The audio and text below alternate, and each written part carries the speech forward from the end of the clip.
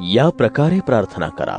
हे आमच्या स्वर्गातील पित्या, तुझे नाम पवित्र मानिले जाओ.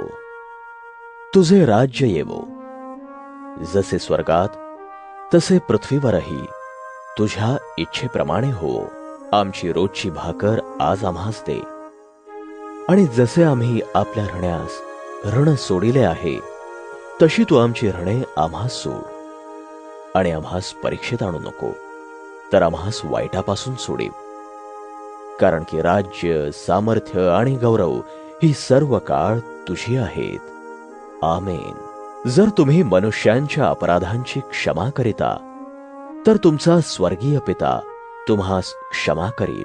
परंतु जर तुम्ही मनुष्यांच्या अपराधांची क्षमा करीत नाही, तर तुमचा पिता तुमच्या अपराधांची क्षमा करणार नाही. तुम्ही उपास करिता,